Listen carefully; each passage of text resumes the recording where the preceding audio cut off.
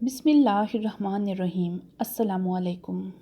نبی کریم صلی اللہ علیہ وآلہ وسلم نے سیدنا ابو بکر رضی اللہ تعالیٰ عنہ کے ہمراہ مدینے کی جانب ہجرت فرمائی۔ آپ دونوں حضرات غار ثور تک پہنچے اور وہاں 3 روز تک قیام فرمایا۔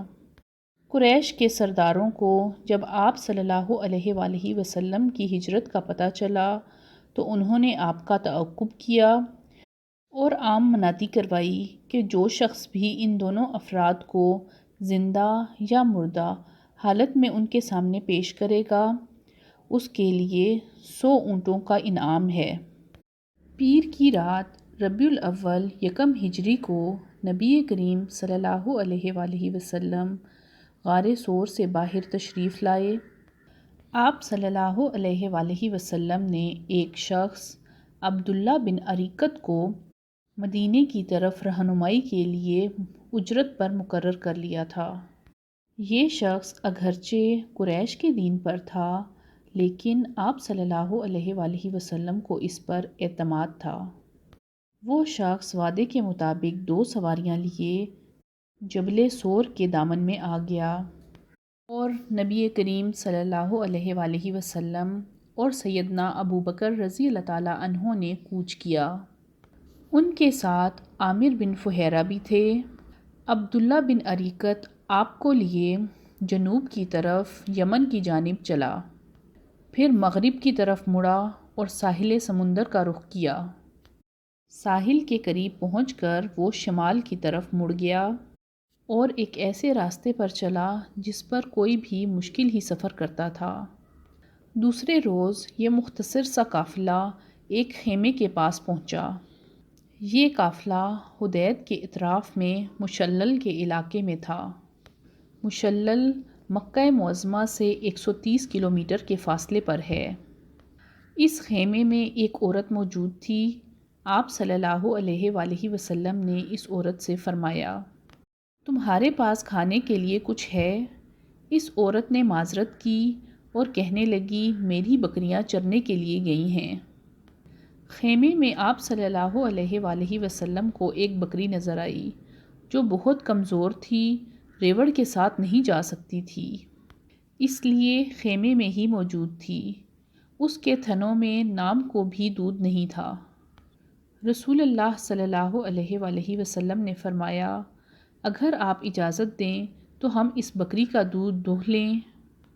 اس پر وہ عورت بولی، اس بکری میں دودھ کہاں؟ آپ صلی اللہ علیہ وآلہ وسلم نے فرمایا، آپ اجازت تو دیں۔ اس نے اجازت دے دی۔ آپ نے دودھ دوہا تو اس سے ایک برتن بھر گیا۔ برتن اتنا بڑا تھا کہ ایک پوری جماعت اس کو مل کر اٹھا سکتی تھی۔ اس خاتون کے لیے حیرت کی انتہا نہ رہی۔ آپ صلی اللہ علیہ وآلہ وسلم نے پہلے اسے دودھ پلایا، جب وہ سیر ہو گئی تو اپنے ساتھیوں کو پلایا۔ جب وہ بھی سیر ہو گئے تو آپ صلی اللہ علیہ وآلہ وسلم نے دودھ نوش فرمایا، پھر اس برتن کو تھنوں کے نیچے رکھ کر دودھ دوہا۔ وہ برتن پھر سے دودھ سے بھر گیا۔ یہ برتن اس خاتون کے حوالے کر کے آپ صلی اللہ علیہ وآلہ وسلم اپنے ساتھیوں کے ہمراہ آگے بڑھے۔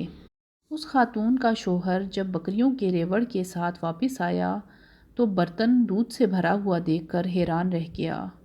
اس خاتون نے سارا واقعہ اس کے گوش گزار کیا اور نبی کریم صلی اللہ علیہ وآلہ وسلم کا حلیہ اور بات کرنے کا انداز بھی اسے بتایا۔ یہ سن کر اس کا شوہر بول اٹھا، یہ تو واللہ صاحب قریش ہیں، میرا ارادہ ہے کہ آپ کا ساتھ اختیار کروں اور اگر کوئی راستہ ملا تو ایسا ضرور کروں گا۔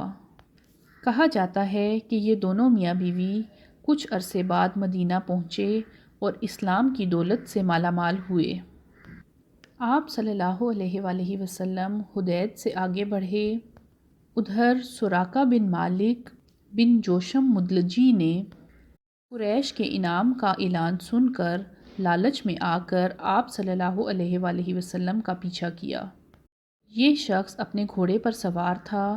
جب یہ حدید کے مقام پر پہنچا تو اس کا گھوڑا پھسل گیا۔ سراقہ نیچے آ گیا۔ وہ اٹھا اور فال کے تیر نکالے۔ وہ دیکھنا چاہتا تھا کہ آیا اسے کوئی نقصان تو نہیں پہنچنے والا۔ تیر وہ نکلا جو ناپسندیدہ تھا، لیکن اس نے بری فال کی پرواہ نہ کی۔ پھر سے گھوڑے پر سوار ہوا اور آگے بڑھا۔ وہ اس قدر قریب پہنچ چکا تھا کہ آپ صلی اللہ علیہ وآلہ وسلم کی قرات کی آواز سن سکتا تھا۔ ایسے میں اس کے گھوڑے کے اگلے دونوں پاؤں زمین میں دھنس گئے، یہاں تک کہ گھٹنوں تک زمین میں دھنس گئے، اور وہ پھر سے زمین پر گر گیا۔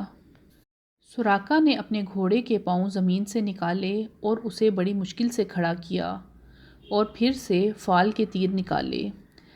اس مرتبہ بھی تیر ناپسندیدہ ہی نکلے۔ اس سے اس پر زبردست خوف طاری ہو گیا، اور اسے اس بات پر یقین ہو گیا کہ نبی صلی اللہ علیہ وآلہ وسلم کا معاملہ غالب آ کر رہے گا۔ چنانچہ وہ پکار اٹھا، مجھے امان دی جائے۔ اس شخص کی پکار سن کر نبی کریم صلی اللہ علیہ وآلہ وسلم اور ان کے ساتھی رک گئے۔ یہ شخص نبی کریم صلی اللہ علیہ وآلہ وسلم کے پاس پہنچا اور اس نے بتایا کہ قریش نے کیا اعلان کیا ہے اور یہ کس ارادے سے آپ صلی اللہ علیہ وآلہ وسلم کا پیچھا کر رہا تھا۔ سراقہ نے امن کے پروانے کا مطالبہ کیا۔ آپ صلی اللہ علیہ وآلہ وسلم نے عامر بن فہیرہ کو حکم دیا اور اس نے چمڑے پر لکھ دیا۔ پھر وہاں سے سراقہ واپس پلٹا، اور جو کوئی بھی آپ صلی اللہ علیہ وآلہ وسلم کی تلاش میں آتا ہوا اسے ملا، اس سے کہتا گیا، میں اس طرف کی کھوج لے چکا ہوں، یہاں تمہارا جو کام تھا میں کر چکا ہوں۔ اس طرح تلاش کرنے والے اس راستے پر آگے نہ بڑھ سکے اور واپس لوٹتے چلے گئے۔ نبی کریم صلی اللہ علیہ وآلہ وسلم کو راستے میں حریدہ بن حصیب اسلمی ملے۔ یہ اپنی قوم کے سردار تھے۔ قریش نے انعام کا جو اعلان کر رکھا تھا، یہ اسی کی لالچ میں نبی کریم صلی اللہ علیہ وآلہ وسلم اور سیدنا ابو بکر رضی اللہ تعالیٰ عنہ کی تلاش میں نکلے تھے۔ لیکن جب ان کا سامنا نبی کریم صلی اللہ علیہ وآلہ وسلم سے ہوا اور بات چیت ہوئی، تو اپنی قوم کے 70 آدمیوں سمیت اسی وقت اسلام قبول کر لیا۔ نبی کریم صلی اللہ علیہ وآلہ وسلم جب وادی ریم میں پہنچے تو آپ صلی اللہ علیہ وآلہ وسلم کی ملاقات سیدنا زبیر بن عوام رضی اللہ تعالیٰ عنہ سے ہوئی۔ یہ مسلمانوں کے ایک تجارتی قافلے کے ساتھ ملک شام سے واپس آ رہے تھے۔ سوموار 8 ربیع الاول 14 نبوت، رسول اللہ صلی اللہ علیہ وآلہ وسلم قباء میں داخل ہوئے۔ ادھر اہل مدینہ نے جب سے نبی پاک صلی اللہ علیہ وآلہ وسلم کی روانگی کی خبر سنی تھی، یہ لوگ صبح ہوتے ہی آپ کے انتظار میں شہر سے باہر تک آتے اور دوپہر کے وقت آپ صلی اللہ علیہ وآلہ وسلم کو نہ پا کر واپس لوٹ جاتے۔ دوپہر کے بعد ایک یہودی نے آپ صلی اللہ علیہ وآلہ وسلم کو اپنے ساتھیوں کے ہمراہ آتے ہوئے دیکھ لیا۔ کیا دیکھتا ہے کہ آپ اور آپ کے ساتھی سفید کپڑوں میں ملبوس مدینہ کی طرف آ رہے ہیں۔ اس نے بے خود ہو کر نہایت بلند آواز سے کہا، عرب کے لوگو، یہ رہا تمہارا نصیب جس کا تم لوگ انتظار کر رہے تھے۔ مسلمانوں نے اس کی آواز سنی تو آپ صلی اللہ علیہ وآلہ وسلم کے استقبال کے لیے دوڑ پڑے۔ سب نے مل کر اللہ اکبر کا نعرہ لگایا۔ ان لوگوں نے آپ صلی اللہ علیہ وآلہ وسلم سے ملاقات کی۔ اس کے بعد نبی پاک صلی اللہ علیہ وآلہ وسلم داہنی طرف مڑ گئے اور قباء میں بنی عمرو بن عوف کی وادی میں قیام فرمایا۔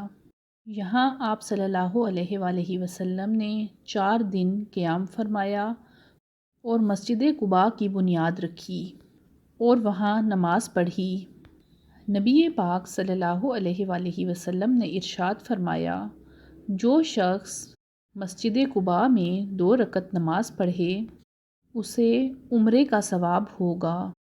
نبی کریم صلی اللہ علیہ وآلہ وسلم کے بعد سیدنا علی رضی اللہ تعالیٰ عنہ مکہ معظمہ میں 3 روز تک رہے۔